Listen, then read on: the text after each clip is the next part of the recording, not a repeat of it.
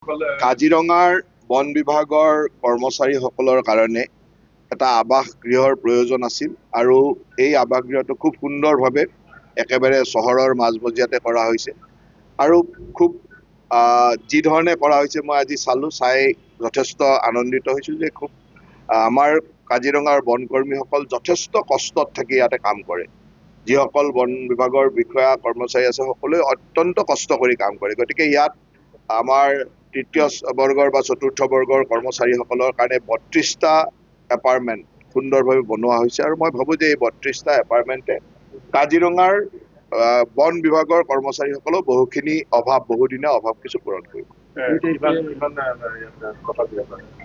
ইয়াত ৩২টা ইউনিট মানে 16টা double bedded room আৰু 16টা ছিংগল বেডেড এপাৰ্টমেণ্ট আৰু 16টা ডবল বেডেড এপাৰ্টমেণ্ট। প্ৰায় ১৪ কোটি টকা ব্যয়েৰে ইয়াক নিৰ্মাণ কৰি উলিওৱা হৈছে আৰু অহা অক্টোবৰ মাহৰ ভিতৰতে এই প্ৰজেক্টটোৰ কাম সম্পূৰ্ণ হ'ব আৰু আমি আশা ৰাখিছোঁ যে একেলগে কাজিৰঙাৰ যেতিয়া আমি উদ্যান মুকলি কৰোঁ সেই উদ্যান মুকলিৰ সময়তে একেলগে কৰাৰ পৰিকল্পনাৰে আমি কামখিনি তীব্ৰতৰ কৰিবলৈ নিৰ্দেশনা দিছোঁ। উদ্যান মুকলি হোৱাৰ লগে লগে আমি উদ্যান মুকলিৰ দায়িত্বটো আৰু প্ৰকৃতিৰ ওপৰত নিৰ্ভৰ কৰে। গতিকে আমাৰ নৰ্মেলি আমি অক্টোবৰ মাহতে উদ্যান মুকলি কৰোঁ। গতিকে উদ্যান মুকলিৰ লগে লগে যাতে এইখিনিও কৰিব পাৰোঁ সেইখিনিও আমি পৰিকল্পনাৰে আগবাঢ়িছোঁ। এই কথাবিলাকৰ কাৰণেতো আহিছোঁ। এই কথাবিলাকৰ কাৰণে মই পৰ্যটন মন্ত্ৰী আছিলোঁ, গতিকে সেই সময়ৰ কথাখিনিও জানো।